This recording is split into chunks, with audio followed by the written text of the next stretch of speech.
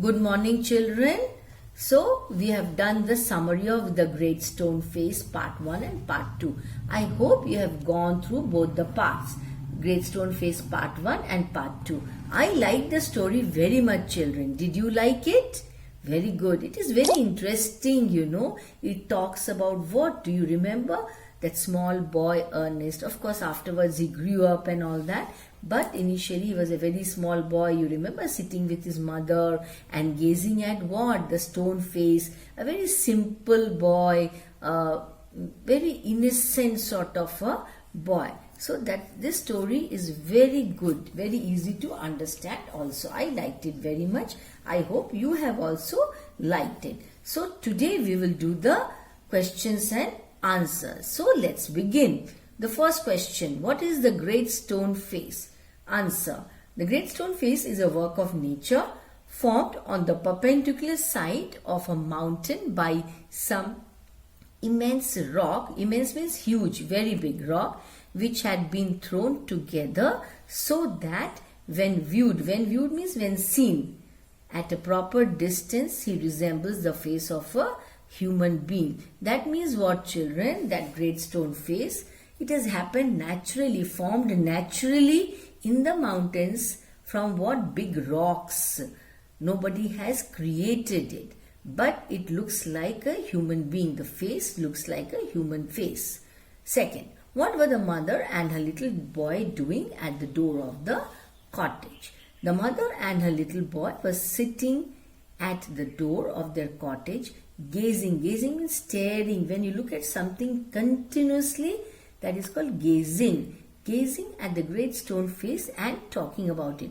So the mother and the son were staring at that stone face and they were talking about that stone face.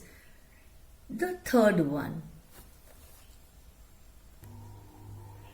So what was the old prophecy that Ernest's mother told him about the great stone face, that is? Yes, Ernest's mother told him a story that when she herself was younger, at some future day, a child should be born here that was destined to become the greatest and the noblest person of his time, and whose face would be remembered red with the great stone face.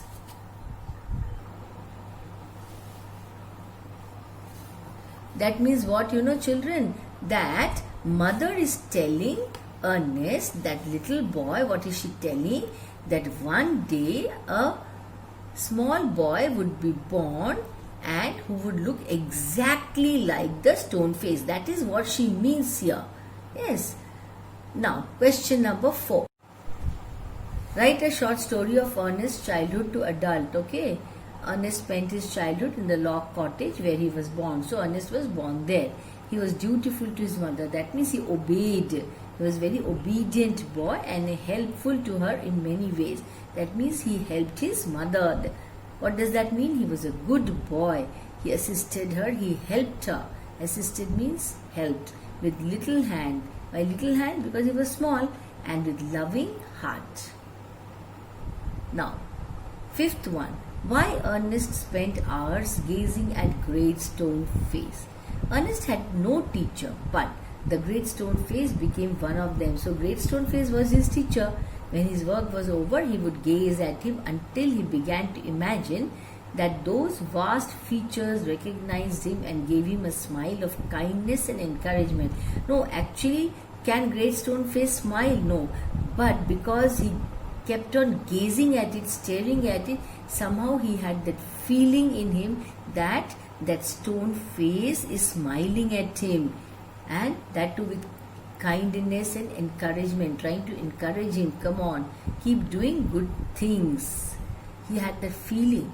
What were the rumors throughout the valley about bearing a resemblance to the Great Stone Face?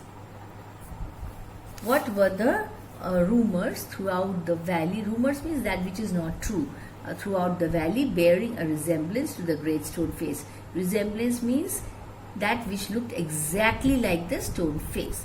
Answer. In the valley, there were rumors that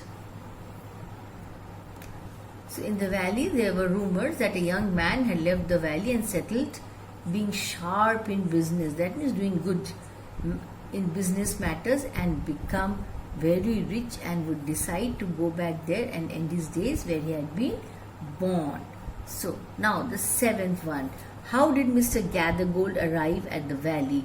A carriage drawn by 4 horses dashed round the turn of the road. Within it, the window appeared, the face of an old man with yellow skin. And who was that man? Gathergold. So now question number 8. Did Ernest think that the old prophecy comes true when Mr. Gathergold arrives at valley? How do you know that? No, Ernest did not think that, as he turned away sadly from the wrinkled shrewdness of that unpleasant face. That means Gathergold was old. Question 9. How did the great stone face seem to Ernest when he saw him? How did the great stone face seem to Ernest when he saw him sadly after the arrival of Mr. Gathergold? The great stone face seemed to say that he will come. Fear not, Ernest. The man will come. Who will come? What is the meaning of that man will? The man will come means someone who would look exactly like the stone face. Question 10. Write the character sketch of Ernest. Ernest was industrious. Industrious means very hard-working, kind, neighborly. Neighborly means very friendly. He helped his mother in works. He liked to gaze at the great stone face. Gaze, I already told you, to stare. Great stone face was like a teacher for him. He had sentiments with the stone face. Sentiments attached means some good feelings he had. Question 11. Who was the another child of Valley who was thought to be like the great stone face? The another son of Valley was a soldier. After a hard fighting, he was known as a commander. He was known as the name of Blood and Thunder and desired to come at his native valley. Native valley, he actually belonged to that valley and might resemble the great stone face. So let us see whether he did resemble. Did the soldier actually resemble the great stone face? That means, did he look like the stone face? According to the people of Valley, soldier resembles with the great stone face. But when Ernest saw soldiers and great stone face together, he could not recognize it. So when Ernest saw both together, that is soldier and great stone face, he could not recognize it. That means he could not recognize it means there was no resemblance. According to whom? According to Ernest. Question 13. How did the people of Valley welcome the soldier? So let us see how did he welcome the soldier. On the day of General's arrival, Ernest and all other people of the valley left their work and proceeded to the spot where a great banquet had been prepared. That means a very, like a party, big gathering, lavish gathering. Soldiers stood on guard flags and waved, and the crowd roared. Roared means shouted. That is what it means. Yeah, so children, these were the questions and answers. Now you are supposed to go through the questions and answers and write down in your notebook. That's your assignment. Now I am sending you your home assignment through an app. Yes, I have already sent. So kindly check. That's all for this session. Thank you.